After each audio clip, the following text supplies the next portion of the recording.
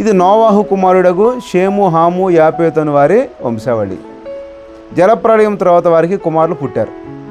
పుట్టిన తర్వాత ఇప్పుడు వాళ్ళ పిల్లలు లిస్ట్ ఇస్తున్నారు. ఆదికాండం 10వ అధ్యాయం 2వ వచనం.